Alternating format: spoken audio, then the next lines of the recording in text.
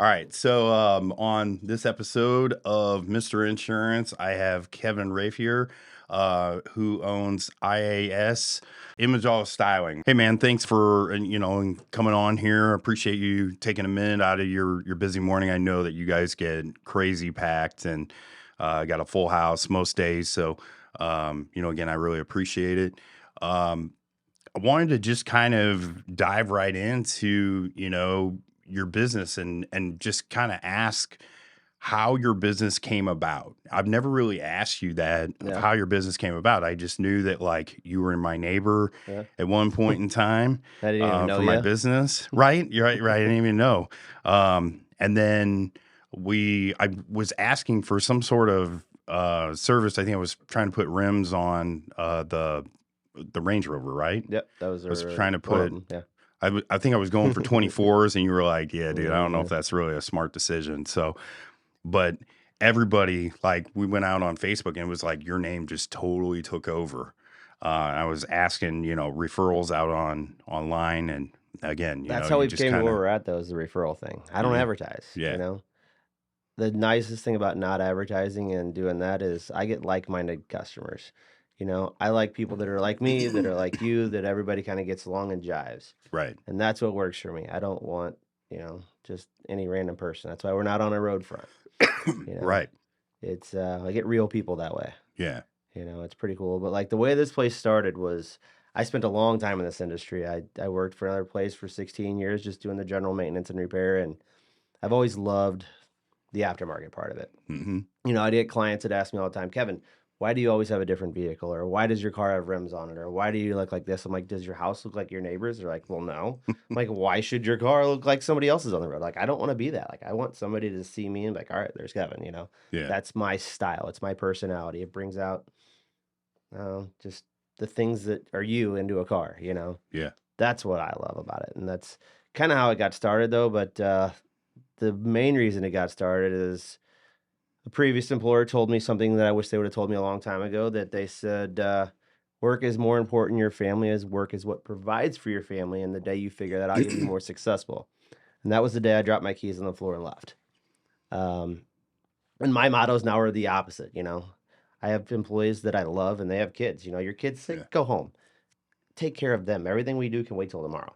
And that's what started me. But in the midst of all that, I kind of got burnt out of the industry because that's all I've ever done. Yeah. So I tried to get out, and then I went to go work for like a Lexus dealership, and dealerships kind of not my jive. I want to wear my hat stupid and crooked and have my earrings in and be me.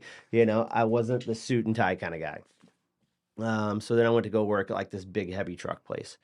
And again, big heavy trucks, just not me. So my wife was like, hey, your phone never stops ringing, ever. Start your own business. And I'm like, I can't do that. I can't do that because in the grand scheme of things, I'm like, hey, I need to make X amount of dollars to pay this bill and this bill and this bill. So you always have that dollar figure stuck in your head that you have to make this minimum amount of money. If not, you're going to fail. That's a big reason why a lot of people don't ever venture into business for themselves and they don't take any of the chances because comfort is a very real thing. Yeah. And people, unfortunately, they never really see what their full potential is. It's like, I think a lot of people, if they would just treat it as a real job, what they do, show up, do Yeah. your 9 to 5, it would be totally different for them. 100%. But when you're considering going into business for yourself, you either see things two different ways, or at least this has been my experience with it. I thought going into business was, well, first, I remember like I ran up a bunch of money on a credit card and somebody was like, you write off all your stuff, right?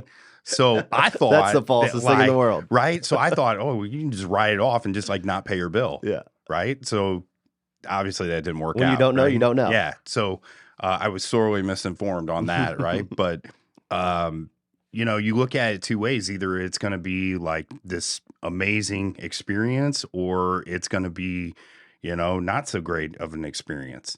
And that's really been a determining factor. I've seen a lot of guys that have tried to go into business. And one of the things that I've noticed about you that sets you apart is like, you are really good at not only just running a business, but I would say managing of people, and you're very real in that front of things. And there's a lot of people in this world that shouldn't be owning a business.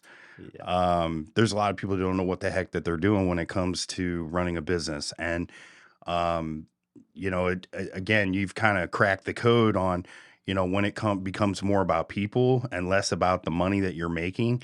I always use a phrase that I'd rather make money with you than on you. Yeah, money will come when it comes. Yeah. I get more enjoyment out of this, which some people like Kevin, that you're completely wrong. You're completely wrong. You know, I get the satisfaction out of that. I have 6 guys that work for me Yeah. that can support a family, that never go to work. They have fun every day. I get more enjoyment out of that than if we make $20,000 this month or $5,000 or whatever.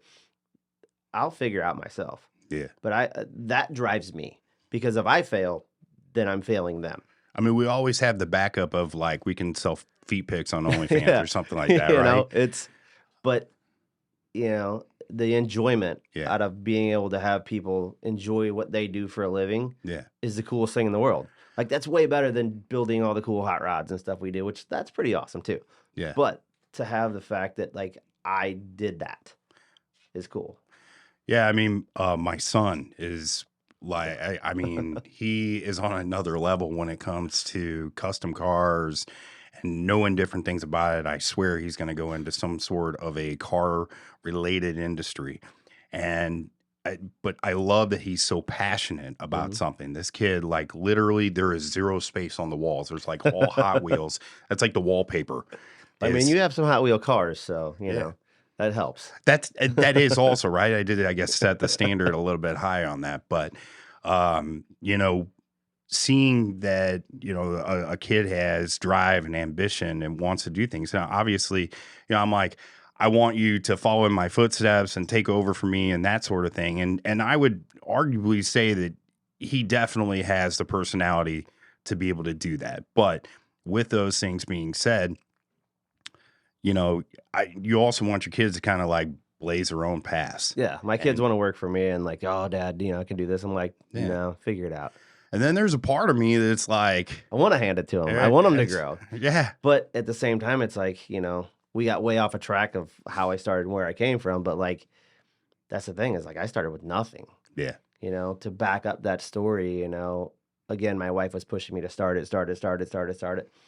And I had that idea of like, hey, I need to make this amount of money. So everybody's like, all right. I met a gentleman that put me with a guy that's a banker guy that has SBA contacts, and he does all that. So a year went by of doing everything this guy said. Yeah. And I had a set of money set aside. I did everything he said. We were supposed to close on a bank loan October like 16th. It was the day after my birthday. Yeah. And I got a phone call that morning at 9:00 and said, hey, we're not going to do this anymore. I'm like, excuse me? Yeah. They said there was a clerical error on their side. So it's too much of a risk for them. I was trying to borrow $70,000. I had $35,000. I was trying to borrow another 70 because I was like, thought that's what I needed. Yeah. So heartbroken, done. I'm $10,000 in the hole. I'm like, I'm done. And then my wife, she's like, no, you're not. No, you're not. Keep looking. So second loss is I rented a building and I'm subcontracted or subleased. And I will never do that again. So I was in this place for 5 months. Yeah. Remodeled the whole thing, knocked a hole in the wall, put a big door in, made it pretty. Well, the guy that I was leasing from wasn't paying the bills. Guy that owned the building didn't even know I was in there. I know that feeling. Booted out. Right. So another $10,000, $12,000 gone. And I don't have a lot of money, So I was like, I'm done. Somebody's telling me no. And she's like, absolutely not. No. And the building we're in now, I was just playing on, I think it was Marketplace or even Craigslist, Nobody looks at Craigslist anymore, but I think I was. And it was like, boom. And I'm like, oh, I know that phone number. Like, this is the perfect spot. So I went in there and I knew the gentleman that owned this place because he'd been a client of mine for ever many years. And he looked at me, he goes, Kevin, I like you. I love who you are. He goes, business is business. He goes, these spaces go quick. If you want it, write me a check. And I'm like, oof. So when I wrote him that deposit check, I had $1,000 left in my name. And that's to pay every bill I have. And I'm like, sink or swim. That's what you got to do, man. In business, you got to put it all on the line, and it gives you no backup. And that No. truly is what is the driving force, because you always have that monster that's chasing behind you of failure, Yeah. which is, for me, my biggest fear is failure. And anything Yeah. that I've ever done has been failure. And I keep trying to outrun that monster that keeps trying to catch up with me and always seems to be gaining on me. But on the road to success, there's a lot of hurdles, there's a lot of Oh, difficulties, and a lot of people don't really understand that. they That just look and see what you are now or what you have now. Nobody Yeah, a knows the lot of road to people get there. just right. They don't know the 2 to 9, which is the 1 to 10 steps, right? So 2 to 9, nobody really knows that. They just see the first guy, but they didn't see that. I started this with, like, my grandmother gave me $150 for my birthday. She was gonna, like, buy clothes. It was back, like, when you could buy an outfit for, like, Right? $100 Now or you can't buy a something. pair of socks Right, and, anything for that. right. So I went, and I didn't have any credit. I didn't have a dime to my name, and I was supposed to be playing pro baseball, man. I got hurt, and Boom. I wasn't able to continue playing anymore. I mean, and it passes you up quick. So I took and I went to Rent-A-Center. That's like a name from Oh, the yeah. past, right? I went to Rent-A-Center, and, like, Rent-A-Center, they had this deal to where if you paid a certain amount of weeks, they would match that. So there was 3 weeks. It was $50 a week. Can you imagine that? Like, what I probably paid for that computer? It was ridiculous. But $4,332. right, it was.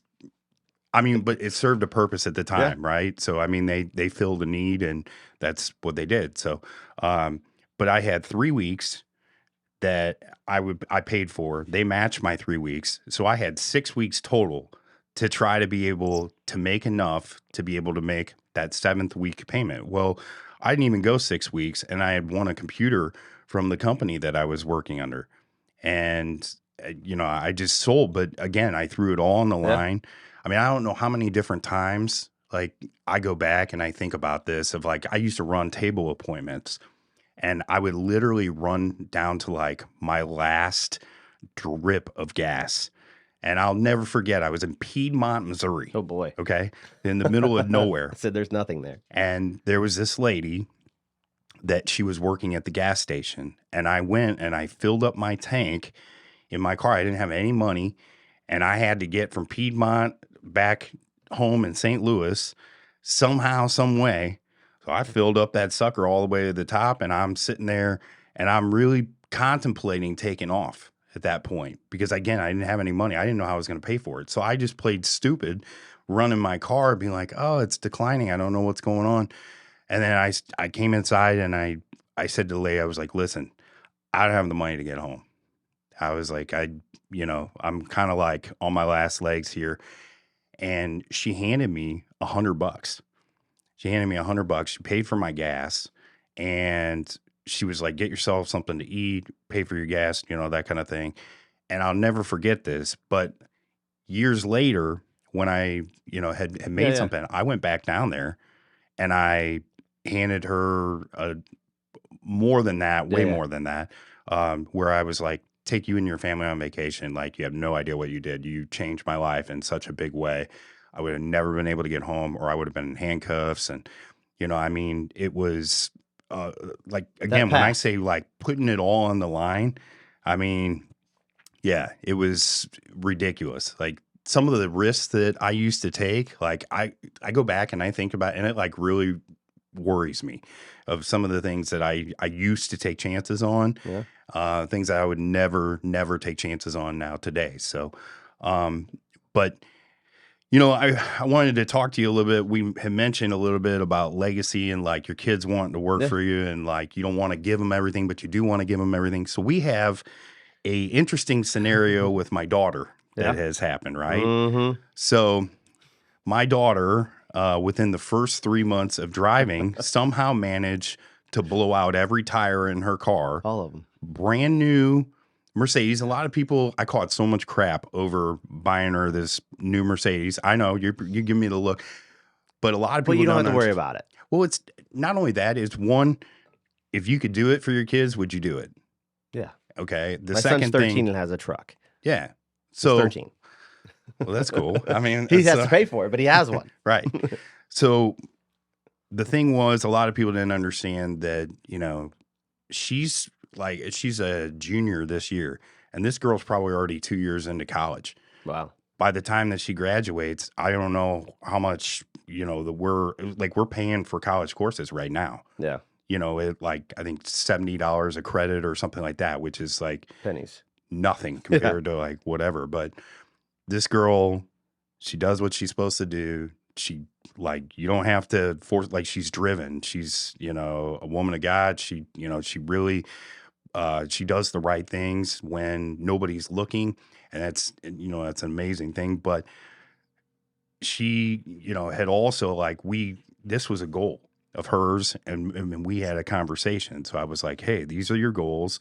Let's reach this goals. If you reach this, you'll have a new Benz to put keys in. So that's what we did. But anyway, let me get back onto the story over here, right? So kids will be kids. Yeah. And very first day, she took it and she, you know, I get a phone call and she's like, Dad, I blew this tire out. I hit a pothole. And I was like, how did you not see the pothole in the road? And she was like, I don't know. I just didn't see it. And and then I get the text message, hey, can you fix this? Right.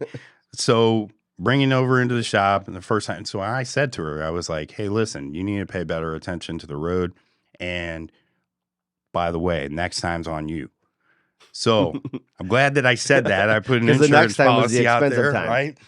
So she's driving to her friends out in Troy, and I get a phone call. It's like a Sunday afternoon or something. That was midday Sunday because you text me right after that. Yeah. So she's like, Dad, I hit this box of nails and I think I ruined all my tires on here because they're on that. Well, I mean, you were like, it looks like somebody took like a machine gun and like shot up underneath the car with a bunch of like a nail fire, you know? So, but I told her, you know, you're going to have to be the one to pay for this. So initially, I'm honestly thinking like maybe one tire is bad. And then you drop the only one that was that. good was the one we just replaced, actually, right? Which is ironic, but yeah. So we end up, she comes up there and I was like, I'm going to have her pay for it. I'm going to have her go up there, put her card out there, and she's going to be the one to pay for it. This girl worked all summer for her money, right? In the blazing heat, like scorching, hellacious heat that like, I think to myself, like I burn in the moonlight. Okay. So if I was sitting out there, I would just be torched. Right. This girl works all summer for her money and she has to come up to the counter and pay for 3 tires that cost her like over $1,000. It was like $1,300, I think. So, you know, and I think she had total in her account like $2,500. So that's so it was more than a 50% hit to her account. And I'm feeling terrible. Like I'm really questioning, like, man, should I have just done it? Should I have, you know, like let her feel it a little bit? Yeah. And my wife was like, no, you need to let her feel it because she'll think twice about following that close. She'll think twice about whatever. And the ironic thing with this is that, so she had, she had a friend that they had a party, right? And there was a situation where I guess there was a kid that a lot of kids picked on, that kind of thing. And they went to this party and they said they knew that I guess this kid like wasn't going to be allowed to be in the party or whatever. And again, it was just kids bullying kids, that kind of thing. And so I said, well, what did you do? You all get up and leave the party? She said, well, no, we stayed. And so my daughter's big and Jesus is her homeboy, right? Yes. Okay. So church all the time. I somehow pulled this scenario out from behind of saying, I was just like, you know, why didn't you leave? Because I was like, imagine how this kid feels, like that he was persecuted. And I was like, this is your karma. I was like, think about Jesus on the cross with the nails. And that was your karma because you hit a box of nails, ironically enough. And I was just like, what did they nail or what did they put into Jesus's hands and feet and legs? nails, right? And again, and my wife's looking at me like I'm like the Messiah She's like, across the room. She's "Oh." just like, where are they? Like, you been studying? You know, like what's You going do on, pay right? attention. Right? Right. Every once in a while, yeah. So that's selective hearing disorder, yeah. So, um, but my daughter remembers that, and it was a huge resemblance for her, you know, where like it resonated with her, and she understood that, you know, like I need to one to be more careful about what I'm doing and not go so fast that I just, you know, I'm not paying Yeah, yeah. attention.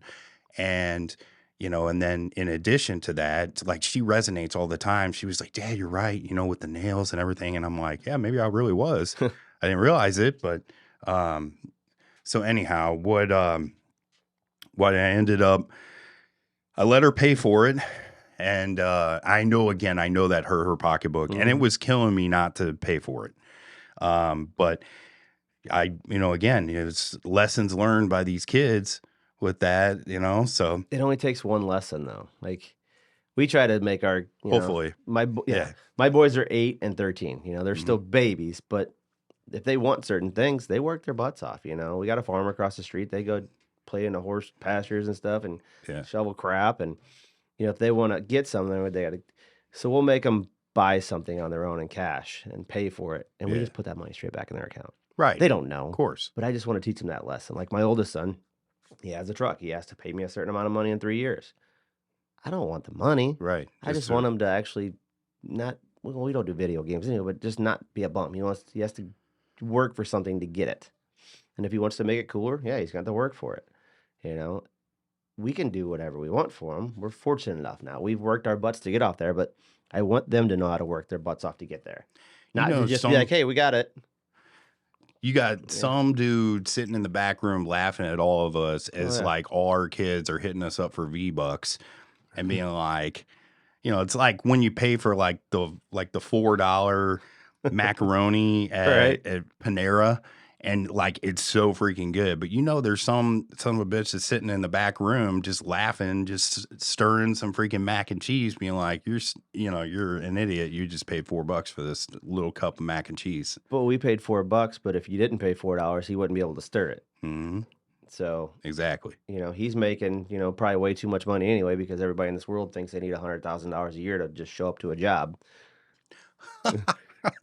Is Yeah. that not the most truthful thing that was said in this room? Is everybody thinks that they bring what they think is the perceived value Yeah. in hiring different various people. People don't want to work anymore or provide a No. value. They want to just show up and get a Yeah. paycheck. They think they're deserving of it.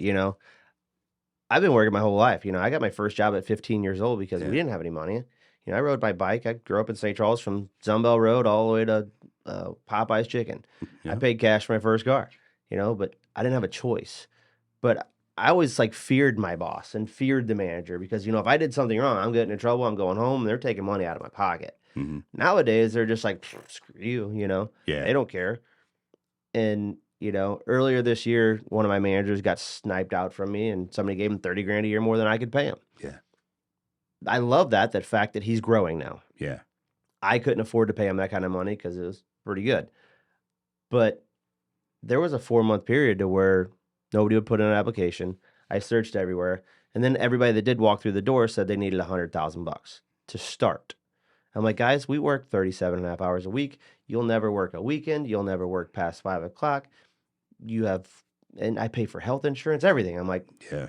what value, what is the warrant for 100 grand? Where do you come up with that number? Because if I'm paying you 100, you need to make me 300 to make it worth it because I cover everything else. Like, how are you going to bring that to the table? And nobody had an answer. But I said, it took me almost 5 months to find somebody.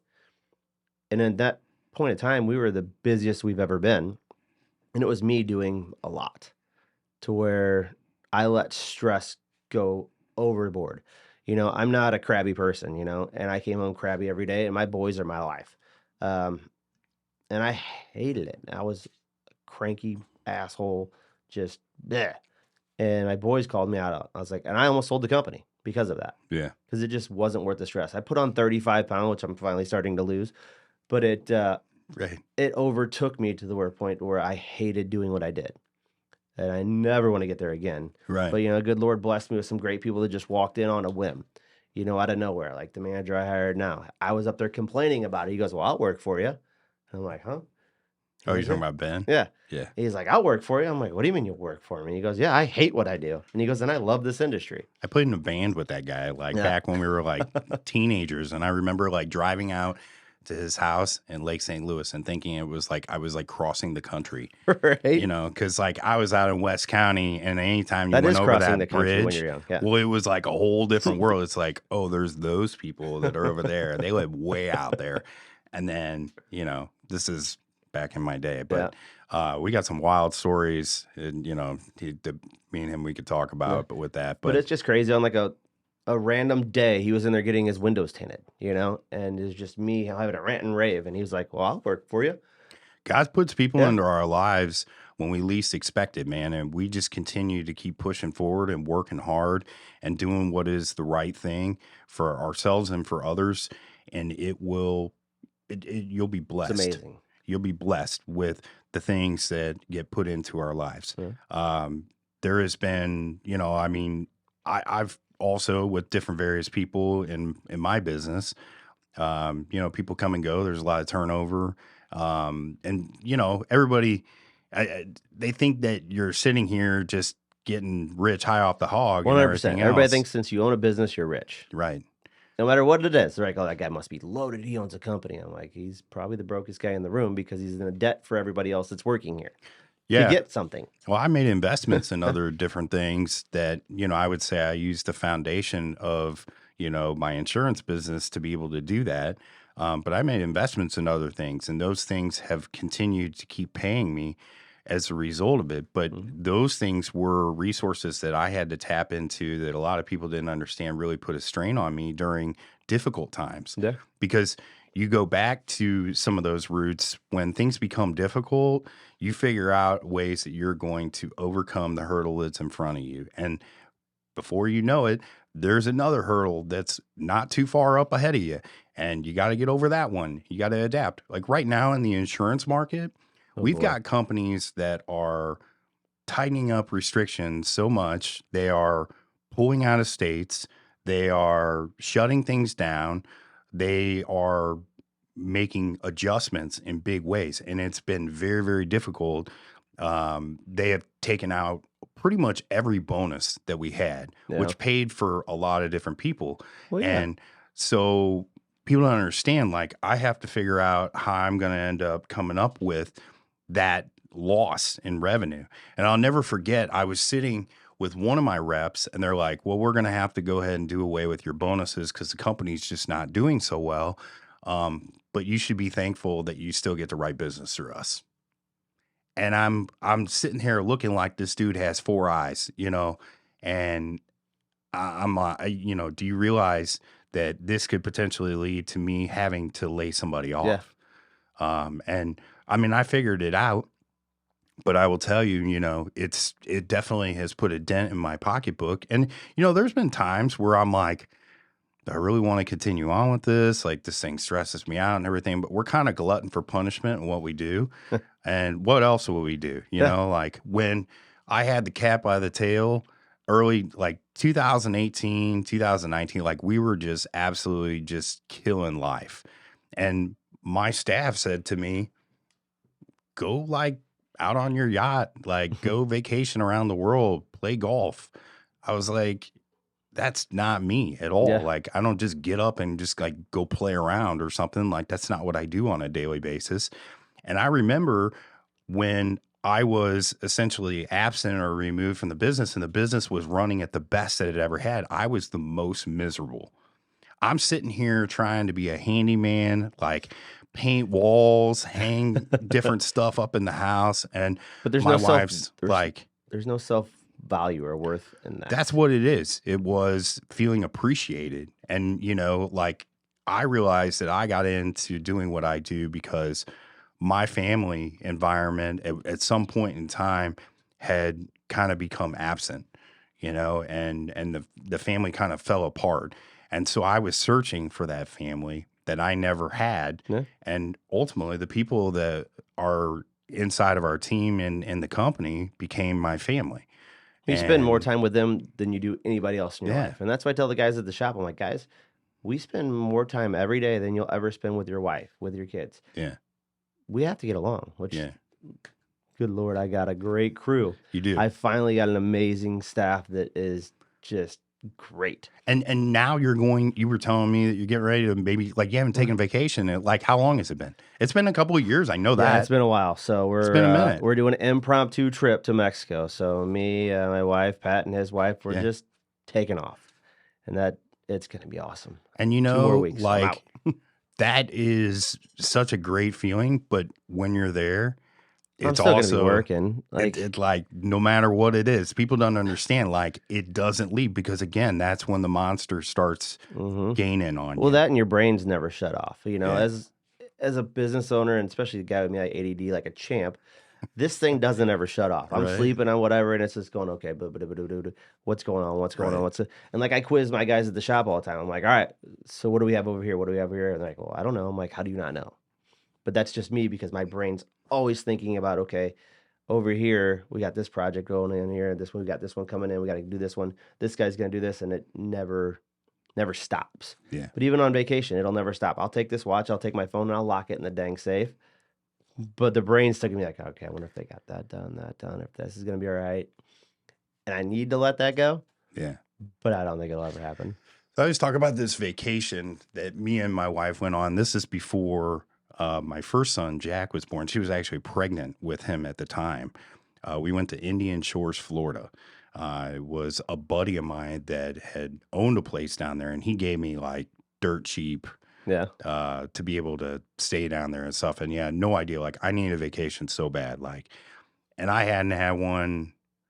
I mean, it had been pretty much since I had started and everything, right? But I was trying to handle everything by myself, and my phone never stopped. And I mean, you'll even see it here today. Yeah. And I have people that a lot of times will take care of different various things, but my phone never stopped. And she was like, did we come down here to vacation to get away from everything? Or did we come down here so that you just had a different work environment? And she was like, you're here, but you're not here, pal. You know, and you need to disconnect from that, because it is healthy for you to disconnect from it. We're taught in our business that we just need to go, go, go, go, go, go, go. And we fall into this pattern where we become a slave Yeah. to our own work environment. And the thing was, she took my phone and she chucked it into the ocean. And Good she was woman. like, this will force you to stop, Yeah. right? And it did. And I had voicemails that were backed up. Like, my memory was like totally full in the voicemails that were left for me and everything. But you know what? Like, I realized in that moment that I did spend time with her. I was forced to spend time with her, and then not forced. Okay, Yeah. that's the wrong analogy. I right? know where you're going Right. with that, but yeah, So it's I was I'll think of the word here, right? But I enjoyed spending time with her, right? I was able to see that much clearer. So, but all the work was still there for me when I got back, yeah. and it didn't change. And those people, they either moved on or they waited, and most of them waited. And those problems that were, you know, like so important at the time are really never weren't important. they weren't important, and it was whatever. So I created this thing that I try to teach our guys in business called fencing. Okay. And I fence off the boundary of when you're available and then who's available outside of these times. And, you know, we've hired different services like virtual agents and things to be Yeah. able to take care of things on off hours, or we have companies that have a 24/7 crew. And, you know, I'll say, hey, outside of these times, you're not going to reach me most of the time, unless this is a dire emergency. And I Yeah. hardly doubt it is. But I've done that. And that has been a major game changer for me in business, because I was able to establish my boundaries, establish my value that I had, and establish my availability. People understood, and Yeah. they lived by that. It's like Starbucks being open, right? You know, Starbucks open, then, you know, 9 to 5 or whatever it is and stuff. You're not trying to get coffee at like 10 o'clock at night. But there's a lot of clients that don't sometimes respect that boundary. Yeah. You know, I've got a message on my phone. It's like, hey, if this is for Kevin, leave me a message. If not, here's the shop phone number. Um, but I've trained myself to that, to where at 5 o'clock, unless I really know you, you're a good friend or somebody, and on the weekends, I don't answer my dang phone. Don't Yeah. care. You know, because as soon as I get home, my boys are like, Dad, let's play football. Or I'm picking them up from practice, taking them to practice, because they're both amazing athletes. So that's my time. That's when I just shut it off. And then I Yeah. got some people that are like, well, I called you 17 times. I'm like, so? Yeah.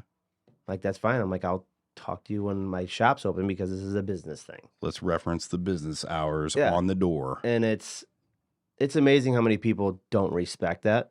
But those are some of the ones that I kind of push aside. But Yeah. like when you call or something, you text or whatever, like, hey, you know, I'm sorry for inconveniencing, but this is what's going on. I don't care about that stuff. But I get some people that are just rude.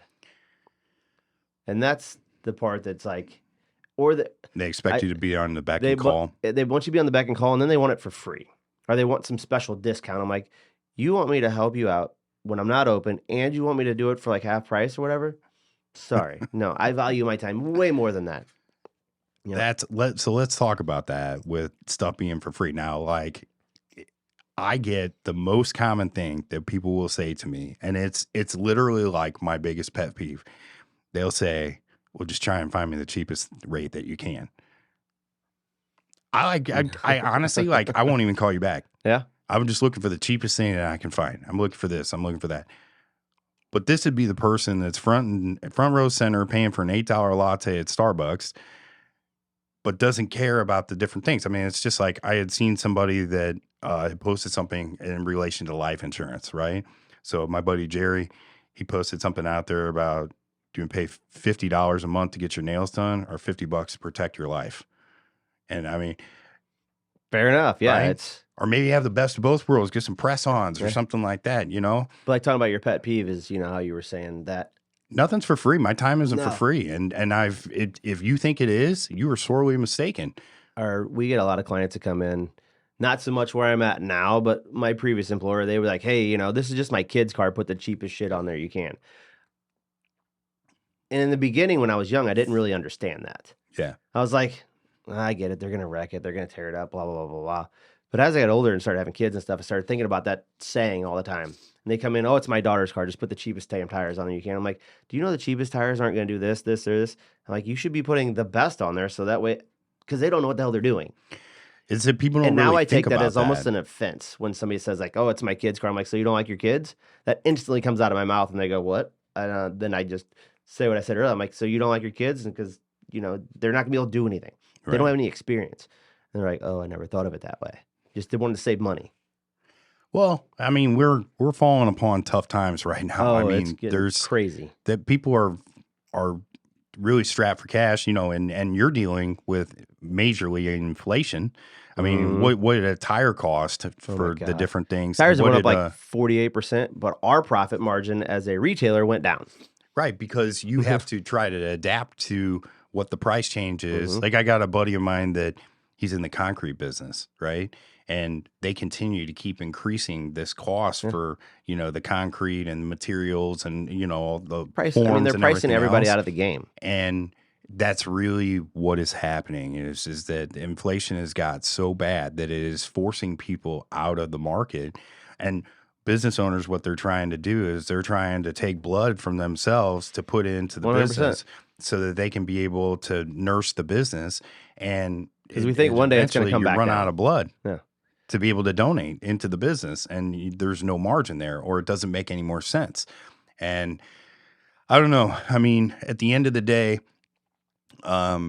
you've always done a great job for us. And one of the things that I really admire with that is that, like, I can't say that every place that I've gone to for doing any kind of auto repair work or modifications or anything like that I've ever felt like I didn't walk out of there like a little bow-legged, you know? So, but with yours, I never feel that way. It's always like, hey, this is your options. Or this is what we're doing. Another thing that a lot of people think, or what I believe that they think, unless they truly know you, you don't just do the auto styling, right? No, you don't we do just everything. Do modification. So you also are a full shop where you can do oil changes and tires, all that. But another thing coming from the exotic car world, right? I'm going to plug you a The little bit bend over over, here, the right? bend over industry right there. So I remember specifically there was a Bentley that was sitting out in front there, right? And you usually have like a whole lineup. Yeah. It might all be Ronnie's cars, but One day he'll pick them up. right? So, but you had said the air ride suspension, the dealership had said, hey, it $10,000 or was $12,000 to fix it. right. It wasn't like $100 part or something Yeah, it like was that. a broken ride height sensor. But he had just paid $500 and something to the dealer to tell them he needs all new airbags, all new this and that. And he's like, Kevin, he goes, I love you. He goes, you fix all my cars. He goes, I'd rather give you the money than them the money. Yeah. So it's broke. It's going to be what it's going to be. So I put it up on the rack. I mean, we were a couple weeks behind, so he understood Right. that. So we finally got it in the shop. And I looked at it, and I'm like, are you kidding me? So I moved this little sensor. All of a sudden, it went up, and it stayed up. And I'm like, are you kidding me? Well, And it was clear as day. it's because a lot of these businesses, they see these people that have these nice cars and they figure that They got money. their and money has no value. Yeah. That they can just spend and do whatever they want to with it. And when you come from an environment where you had nothing, or you're putting $150 toward Rent-A-Center for a computer to be able to survive, Value everything, whether you got it or value not. everything. And a lot of people don't understand that. With me, they'll be like, well, you know, it's just a couple of grand or something like that. So, like, what's that to you? Well, It's a lot. it's still money to me. Like, every dollar that I put out represents my blood, sweat, and tears, and the time that I didn't have with my family, and the time where I was not present for this or whatever, or the time that I stayed up at night and my heart's beating out of my chest, having a panic attack, you know, because I'm worried about how I'm going to make payroll, or I'm worried about, you know, what happened today or whatever. And my brain never shuts off. Mm-hmm. This is why I got into being an alcoholic, because I would literally have to drink myself to the point of where I would shut it pass out. Been there. And, you know, Coming so, out of that, but been there. yes. Yeah. So, but with yeah. So anyway, what a lot of guys don't understand, right? So there's very few shops that are around like the greater St. Louis area. And even from a lot of times you'll have to ship your car out to another state or whatever. To get X, Y, and Z fixed. I mean, but you have a lot of all this equipment to be able to fix pretty much anything that it needs to be done. You've done work on my Rari. Yeah. You've done work on the Porsche. You've done work on the Benz and on, you know, all that kind of stuff. And we've got a vast array of everything, you know. I've got the most expensive alignment equipment. I've got the most expensive tire equipment, but we do wheels every day that are $10,000 to $15,000 a set or more that everybody else is scared of. And, you know, my biggest philosophy is a car, anything. It's nuts and bolts. They're all nuts and bolts. They all work essentially the same way. Yeah, there's certain ways you have to do things on other ones, but for the most part, it's an automobile. It's all the same. And I've taught all my guys that, and now they're not scared to work on a Ferrari, a Lambo, a Bentley. And they're just like, okay, I get it now. Mhm. But a lot of people are intimidated. And then they're so used to, oh, that has to go to the dealer for this. It has to go to the dealer for this. And it's $4,000 to get this oil change service done when it's literally a $200 30-minute deal. So I'm going to bring that up, right? So my daughter, you know, the oil light kept going. Yeah. By the way, that's not happening anymore. So whatever we did, it fixed it. We just drained out a little bit of oil. Yeah, it was a half a quart. It was just, you know, they're temperamental. I thought it was when she had hit that box of nails that it like screwed some kind of sensor up. I'd And never seen that before. And like, you know, those things, they take this much. And then there is no dipsticks anymore. yeah. So you go off of the car's computer, you go scroll through a bunch of things. So, okay, stop. Oh, I didn't know that. Oh, yeah. You can go through it and it says, okay, max, you're full. So it's full. Yeah. But I guess when you're driving, it might have been a half a quart over. Who knows? But it still says Yeah, full. it's And it just still hitting said that full. sensor. Yeah. It's hitting the So- roof on that. But she had said, she was just like, well, instead of taking it to your buddy, she was like, why don't we just take it to Ben's? And I'm like, She doesn't know any different. no, but that's the conditioning that people Mhm. have in front of them that, oh, just take it to the dealership. Now, if I lease the car or something like that, okay, I might end up doing that because it's all Then under it's on their their track warranty, records. right? Yeah. It's like the CPO and everything, right? So if I have something that goes wrong with the Rari, I have the CPO. Mhm. Same deal with the Porsche and everything else, right? I can be able to go there and I know that I'm not going to have to pay anything because I paid for this warranty. Yeah. You're you in know? their parameters. Yes, but outside of that, and believe me when I tell you, they find different ways to nickel dime you and everything else. I think like what was it for a set of tires, like Oh my God. like $5,000 You were or 5 something or like 6 that? grand, I think they told you for a And set then of we were at tires, like half of that. if that. And I think you only needed 1 or 2. Well, that was another thing too. So it was like the dealership that I was going to for the Benz, right? I'm not Yeah. here to slam guys, No. right? So It's not what we do. the dealership on the GLS 63 Yeah. AMG, right? So that my wife's car, right? Which She doesn't drive anymore. She drives a Porsche every day. this is my life, dude. Like I mean, honestly, like The last 4 times I'm like, oh, Steve's here. I'm like, nope, that's Ange. just look at whatever my newest car is and know that I'm going to drive it for less than 48 hours and be able, and then like my Then it's wife's just going to gone. totally take over. Yeah. Right. She just gives me that look and I'm just like, all right, here's the keys. That's why I buy fun ones. My wife can keep her junk Range Rover that she loves. She doesn't mess with the Rari though. She doesn't like the paddle shifter. And it drives a little rough, I mean, yeah, I don't know. I mean, I enjoy the hell out of it. I'm not really paying as much attention maybe to that, but They're fun. she doesn't like the paddle shifters. And Yeah. then I put the Mr. Insurance on my plate. So she doesn't like that also. No. She's like, what about putting a Mrs. Insurance over on? And I'm like, No, we're not 20. that's not really what we're trying to do here, So,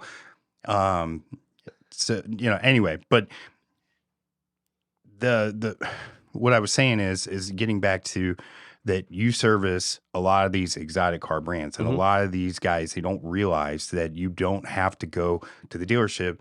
Like I was saying, I was talking about the Benz over here, right? So they said you need all brand new tires. And I came and brought it to you and I was like, hey, give me an honest opinion on this. Do I need more? And you're like, no, man, you're good. Like you have plenty of depth. And they said you needed on that. brakes as well too. They were like shot or half or whatever. And I'm like, no, they're halfway there. Yeah. And that's And I that's don't what keep keeps cars that long. No. So that's the thing. Like a couple months into it, I'm already looking at like what the next one's going to be. So, And a lot of people are like, as a mechanic shop in general, you always get a bad rep instantly. Like you're always instantly out there to screw somebody, blah, blah, blah, blah, especially like, oh, women. Women are my favorite customers. Like, because usually they're more of a stickler or more of a challenge than as a guy. A guy's always going to come in there and he's like, oh, yeah, I want this. He's going to flex his muscles. He's like, oh, just give me the best of everything, blah, blah, blah. And it's not fun. It's not a challenge. Like women are like, you got to talk to them, like, okay. And you have to explain to them. So you're kind of teaching them as you go.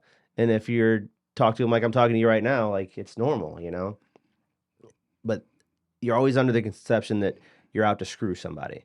Always got to win. Always got to win. And the dealers, honestly, are the worst for doing that because they over-recommend everything because cars don't break like they used to. So they have to over-recommend all these services to pay for that $100 an hour technician that doesn't know anything. well, that's a lot of people don't understand that the service department and the dealership is the moneymaker. Oh, 100%.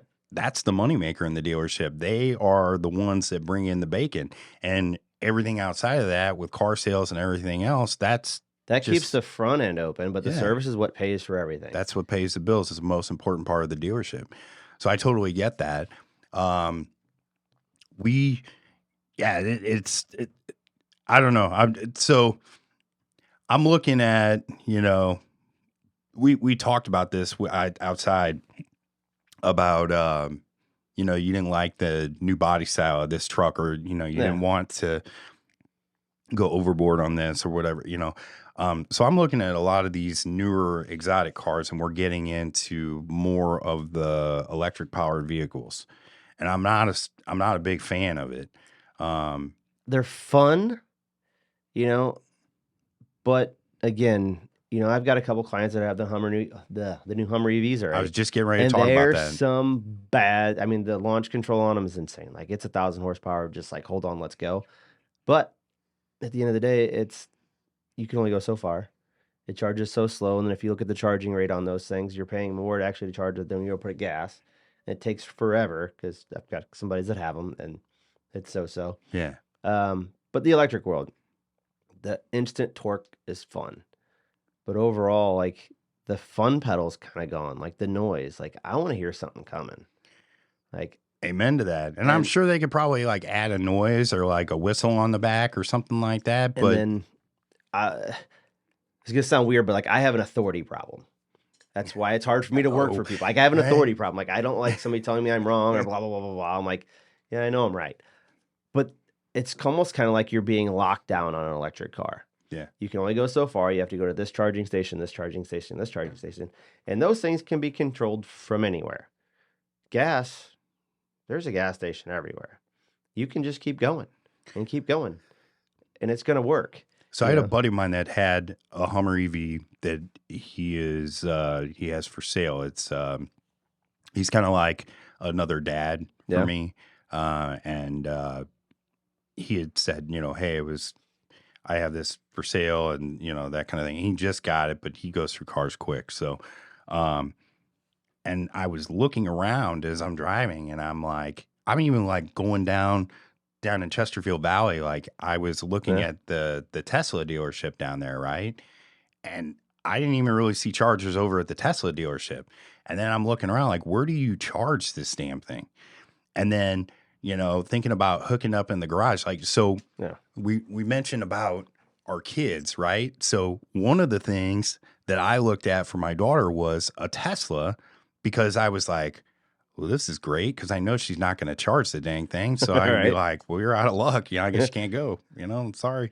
Or it was like an instant restriction on that because, or God forbid that, like she was drinking or something like that, like the thing would drive itself home. I mean, there was a lot of upside. Yeah. And then I started looking at, well, I'm going to lose my spot in the garage. Yeah. And I'm like, yeah, that's not going to happen. So, and I'm not going to like mount a charger out on like No. the side of my house or something. Yeah. So, but I looked at all those things and I looked at everything around and there was no chargers. Mm-mm. And it was a very restricted type of scenario. I'm sure that people have them, that they love them. I got people that rant and rave about them. I- Tanner and was on here the I other was day. just getting He's ready to got bring up his- Tanner. he's had those things for years, and he's like, I won't drive anything else. Yeah. And I have clients that are like that. I almost thought about buying my wife Mallory one just because we live way out in Lincoln County because I like my space, Yeah. and we're at Creve Coeur 4 times a week for the one kid's soccer. Yeah. And then the other one's over here. So, I mean, we put a ton of miles on stuff. And I'm like, man, I should just buy a cheap one and, 30, 40 grand and let her just run it back and forth. But again, looking at charging stations and then, again, losing a spot in the garage for an extra car that we don't need to park in the garage. Yeah. Just, no. Didn't make any sense. No. No, and the body styles of a lot of these newer things, they're just like they're trying to do too Boring. much. Like I think, in my personal opinion, okay, this is just my opinion. Like I'm not a huge fan of BMW or anything like that, but that new 7 Series looks atrocious. I think it looks ridiculous. I would never buy it. I think it Yeah. looks dumb, and I don't know. I mean, like I've seen some of like the newer, like I'm a big Ferrari guy, as you know, right? So I've looked at like the F8's okay, but I don't feel like it's that much of an upgrade from that to the 488. And then It's just a different body style. yeah, and the SF90 is awesome if you want to spend $1 million, or close to. And I mean, I'm looking at these different upcoming cars and everything, and I feel like that 488, I keep that because it's like It's always going to be worth something, and it's always going to be like one of the last like survivors almost. it Like- really is, man. Like, you guys love your exotics. I love my 68 Camaro. I get in that thing and I start it up and it's America. Like, and I just cruise. Yeah, I've seen And that thing in the shop. That thing is That thing ridiculous. just makes me smile every time I get into it. I had one guy, he's like, hey, he goes, I'll give you my Lambo for a week. He goes, can I have the Camaro? I'm like, no. Nope. He goes, really? I'm like, I mean, you can borrow the car. I don't care. It's just a car. But I'm like, I don't really want to drive the Lambo around. It's just not my style. I'm like, I'll take it around the parking lot for a little bit. I don't fit in a Lambo. That was my biggest thing, right? Like I don't fit in They're that a little damn tight. thing. I'm a big boy, right? So, I have on the side of the Ferrari, I call it the fat meter, right? Okay. So on the side of the door on the Ferrari, the 488 anyway, Yeah. right? You have the frunk Huh? and you have the gas, right? And the gas is like you're getting a little hefty, okay? You hit that gas button, you're getting out of the car, you pop the lid for the gas tank, and then you have the frunk, and it's like hit a salad bar, pal, Yeah. because it's you're way too big. I mean, that car's big in the inside. Every time I get in it, I have to move the seat forward. But I mean, granted, I'm 5'8" and tiny, so I mean, I got to scoot that thing forward just to reach the Right. pedals. Yeah. When I had crashed my older Ferrari, I was wearing cowboy boots too, right? I know it was like I showed So up you in and I cowboy was boots? right. Okay, so I was like It's like trying being a to. cowboy I hat I know it inhabitant. just didn't even like. The more I think about it, it didn't really make sense. But I was, I was posing for the gram, and Yeah. I had my boots on and everything, and it was a good day, and then it wasn't a good day, and then it actually ended up being one of the best things that ever happened to me. But the guy that actually is a big part of that story, Darian, he's actually coming on here next week. Okay. So Little that's Darian? no Darian Dale. I don't know Okay. if you know. So he has America's Choice Towing, and like one of my very, very close friends here now. But he was the one that had towed it out, and like we became really good friends, and then it just kind of spiraled into something way bigger Yeah. than anything else. But again, it had to Crazy. do with Random stuff happens for a reason. relationship, right? The guy was there to check me when I needed to be checked. And there's all too often times that you're not paying attention, and that's when things happen. But yeah, so he's coming on the show here next week. People have been asking about to have him on here Yeah. because I use him in a lot of my speech. I talk about like the 8-minute Ferrari. I drove it off the dealer lot, and then 8 minutes later, I put it into a guardrail. But it's the thing is with this stuff again, and I'm going to go back to your shop over here. A lot of people don't realize that you have the capabilities to be able to service those type of vehicles, that they don't have to necessarily go to the dealership. Now, again, if it's under warranty and you got to go there, there's Take a it there. CPO or something like that, go there. But they're going to get an honest service. They're going to get good parts, equipment, arguably better, right? I You could tried either to be the best. I don't So know. You pay $5,000 for a pair of Cup Twos or $2,500. That's up to you. If you like to waste your money, Right. So, and I mean, what was crazy with that whole scenario to the dealership that I went into, the guy was like, I said to him, just because we do well and we make money for ourselves doesn't mean that I want to overpay for this stuff. I said, I think that there's a margin in here where you can make good money in this, but you don't have to like bend you over. drill it down in me and bend me over, like I can just take the tip. Like that's Yeah. fine. You know what I mean? And that's word for word what you told me too. Is exactly how that went. And he was like, you're not wrong. He's like, yeah, they just make us offer this sort of thing. And I'm like, so you're literally agreeing with me that this is overpriced goods and that like there's no reason for it. So But I would some rather put people, my money in the small business owner. and that I love. Like I will overpay a small business Yes. before I pay somebody else. Right. But some people, and I've had some clients like this, they get off on paying this premium price because they just think they're better. And they have different levels of money. But they're like, oh, I'm paying this premium price, so ooh, I'm better, blah, blah, blah. This cost me more, I'm better. And some of those clients I've asked to not come back, and they could, they'll make more money. They have more money than I'll ever make in my whole life. But I've kindly said, we're good. But some of these guys are like, oh, I've seen them, and they think they're special because they paid that premium.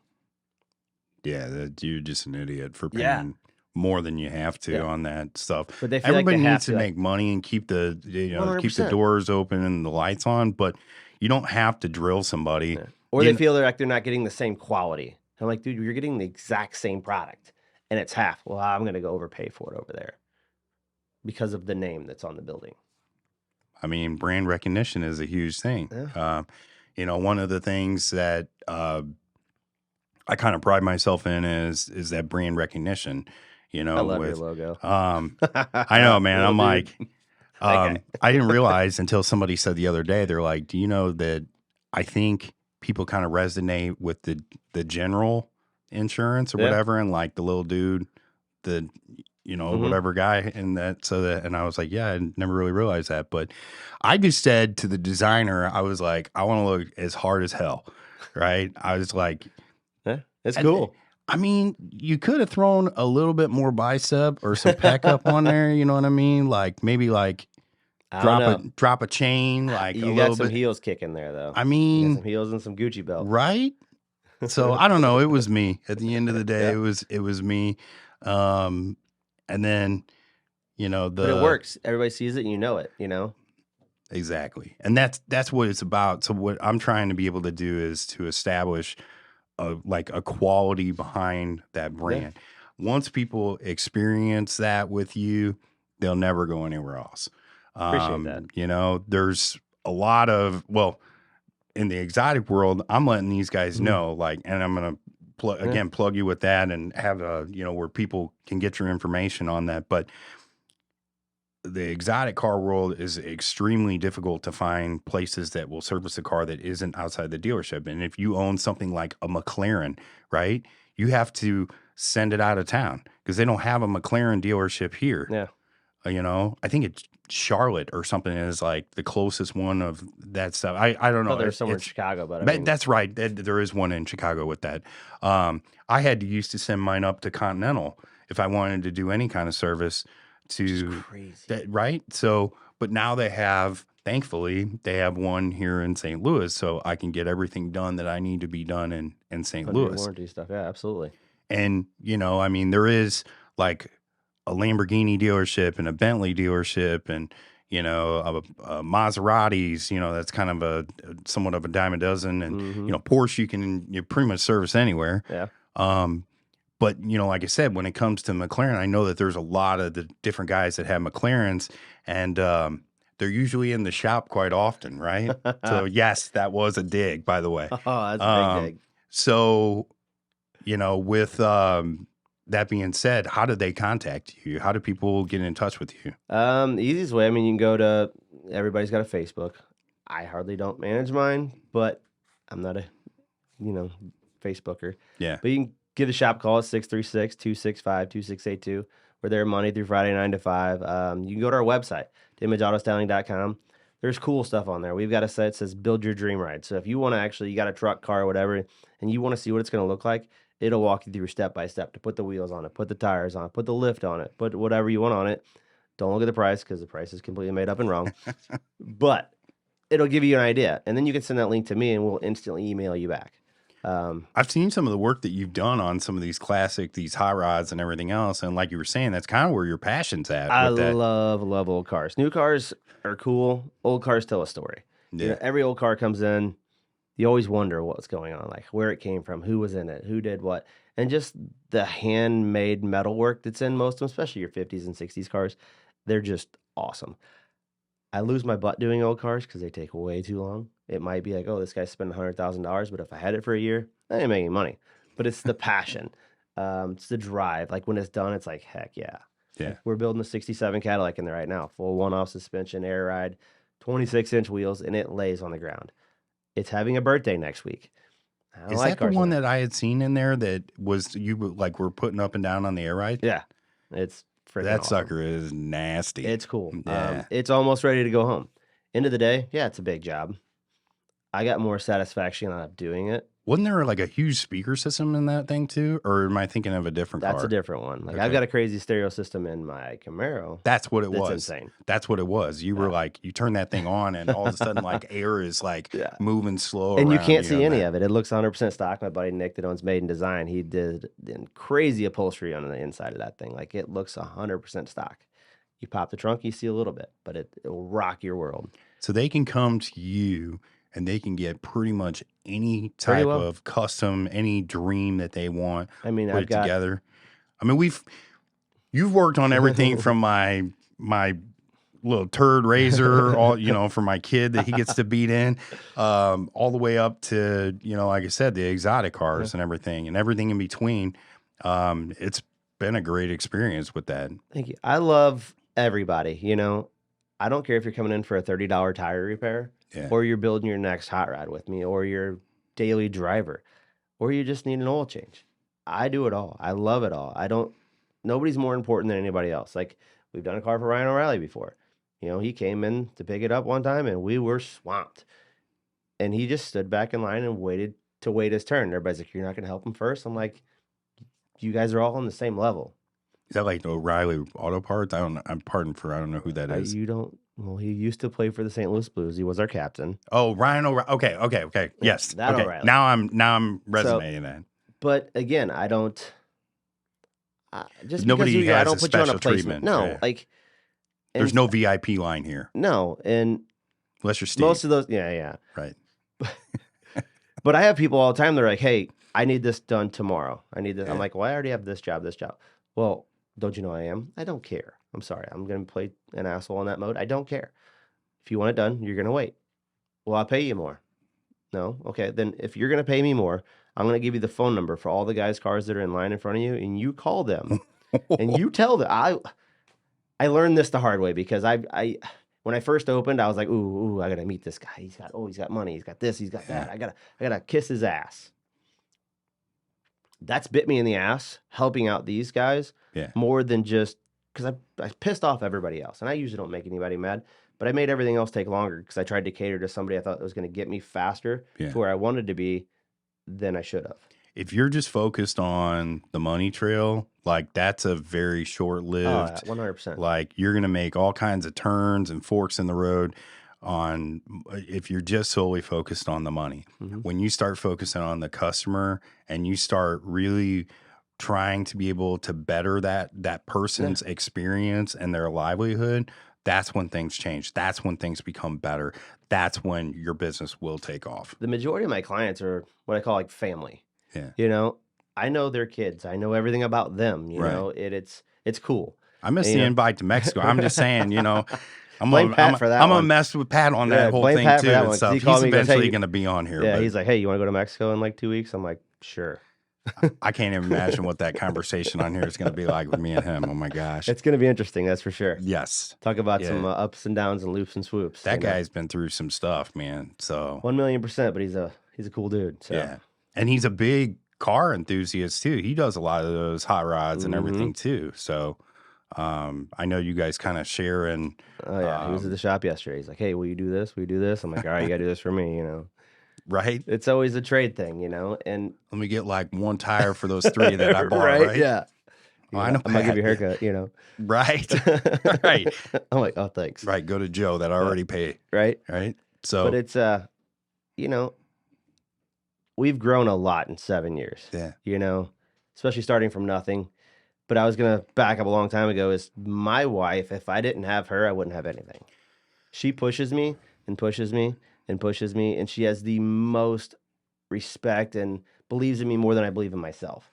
Every time I go to hire somebody new or we try to grow, when we were next door and the shop opened up that I'm in now, I was like, I don't know if I can do it. You know, I don't know how to say this, but she calls me a pussy every time. She's like, quit being a pussy and just do it. Sometimes you just got to be told that you're being a pussy and you just need to nut up. Because I get scared because, again, I'm like, okay, we have to make this and this and this, you know, this is this much more. I don't know if we can get there. And then it works every time. I don't know if it's anything like with my wife, but I'm challenged by a lot of things that, you know, she'll challenge me to say, you know, I trust you.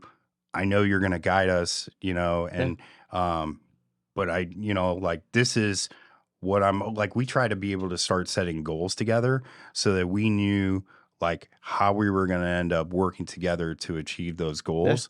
And, you know, like you were saying, I mean, there's been plenty of nights that I have come home and, you know, I'm just like, I am just mentally spent. And my wife's there to pick me up and say, get on back out there because you're better than that. Yeah. You are not a quitter.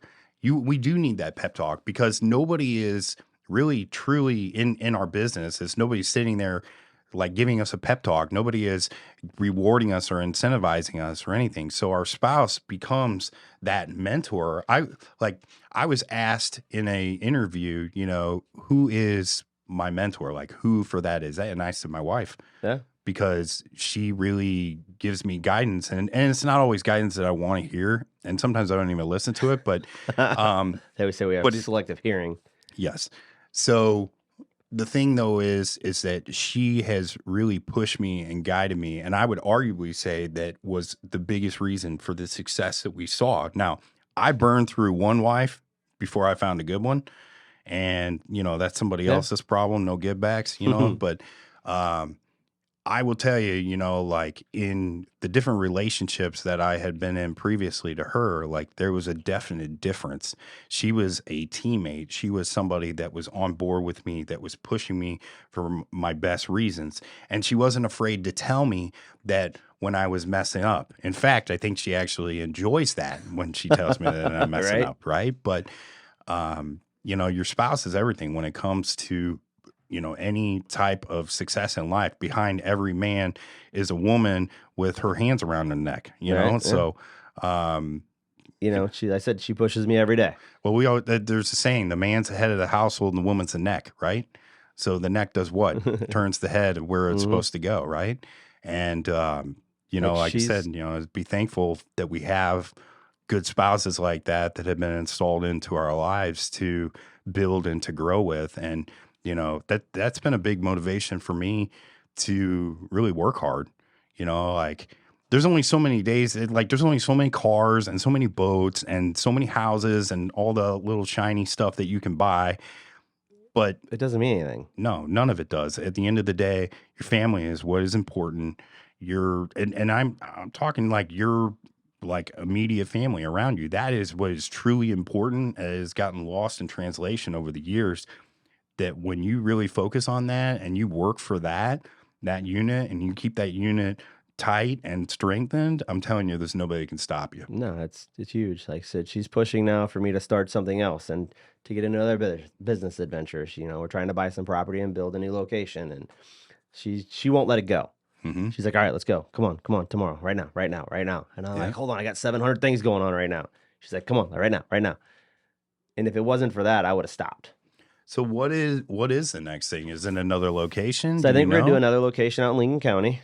Okay. Um, there's not a lot out there, Big boy toys. and Yeah. there's Like just monster trucks, like mudding. there's a lot of that out there, but What you know, about I moved side out. by sides? And like I've found this whole community of So people with s- that.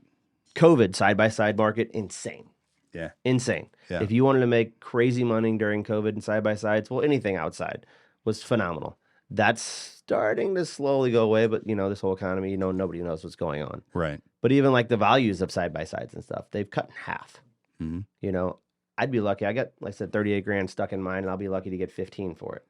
And it just sits. Yeah. Um, but we're looking to branch out there to do some more tire stuff, just more accessories like bed covers and just the simple day to day. We'll do some lift kits and lowering kits, but I'm not going to do full one off builds out there. That's going to be more of just the in and out. I don't know But if that's necessarily the one-off builds like that. I don't know if that's even the right market out there. it's I would say what you're focusing on out there would be the good next, in and like, out. yeah, And it's like enough to where they can kind of live dangerously, but yeah, at the same point in time, it's not overkill. yeah, I don't want to scare anybody away. But I said it's crazy the amount of movement out there on how many people are moving out that way. I do a lot of market research on where people go, how far they drive, what do they do, where do they spend their money at from here to It's there. huge. It's growing big time. And It's the old it's St. Charles, yeah. like, So that what I used to be a dirt road. yeah, I hate Wentzville. I hate the traffic. I hate just the whole West County feeling that everybody has to have out there. Um, so I'm gonna try to bypass that. Plus, every piece of land in Wentzville is 10 times more than it should be. So we put a contract on a piece of property out there now. We got a contract on another one to see which one works out the best, and then build another building. And it's either we're gonna have 2 locations or I'm just gonna move it all out there. I haven't decided yet. Okay. But that's what she's pushing me to do now. And then she wants to build a strip mall. I don't know Okay. if that's the right thing to do yet or not, but that's her next play. On that, so, being in the real estate Yeah. game out there with that stuff, I do think that it's like careful of what you do in that strip mall, Yeah. because I do think that there are still businesses that need to be brick and mortar, but I think that there's a lot of them that have really out, like the retail shops and stuff, like for a lot of that, the things that, you can get out on Amazon. So, And that hurts our business. Is that's it's crap you can get on Amazon because you right. can buy Well, everything. it's like the supplement business that I had, Yeah. and everything moved online, so it was either you know, you join them or you get, you get beat by them. So, like, the space that you guys were in, I've always wanted to get that space right next to my shop, and, like, my wife works in an insurance industry as well. She's an adjuster for, like, hull marine stuff, like Hmm. big shipping vessels and stuff, but she hates working from home. She's a people person. There is no office to go to. She hates it. I'm actually building her a desk right now in my loft upstairs where my office is, Right. so she can come in a couple days just to get away from sitting at home. Hmm. Um, but I've talked to so many people that are so annoyed from working at home and their life sucks. They hate it. So I think if that space becomes available, that might be my next adventure or hers. I want to create a group office space to where you have cubicles and stuff that you rent per month or whatever, to where all your Wi-Fi, everything's paid for. You have your own private space to work, so people have social interaction. We'll have like a coffee shop and stuff in the inside of it, somewhere for somebody to go. And if somebody wants to do like Monday meetings, we'll have like an inspirational speaker in there every Monday just to keep people charged. But I think that would be cool for the people that need to get away, Yeah. need to have a social environment, and they'll probably be way more productive. But I think that might be my next move. Yeah, that's a good space to be in because if if you can chop it up a little bit Yeah. and kind of just give them what they need. The other thing is mailboxes and like just having shipping addresses Yeah. and different various things. Like we have virtual offices in different various locations that like we can go into them and we can utilize them, but we're not there on a daily basis. Yeah. But if a person needs to come in, they need to see somebody, we have the ability to cater to that demand. And it's just like why are credit cards so big and everything because you can do it in installments, like your payment Yeah. plans. Like you can buy something, buy a vehicle, you pay a payment plan instead of paying for the whole thing up front. People like payment plans, and that it's very much the same thing. So like I know that a lot of those places are month to month, like there's no long term Yeah. contracts. And I mean, it's just the basics on there. I get away from my house like this past week. I had to go into the office because my kid is on his Oculus screaming and yelling at the top of his lungs, and they're out on, the fall break and everything. And I'm like, come on, man, like, and you're trying to like quiet them down in the background so you sound professional. Yeah. But yeah, people are, it's good to have. It's a good resource to have. And it's been very efficient. Like when we shut down our big office during COVID, Mm-hmm. we had something in our lease that allowed for us to be able to do it.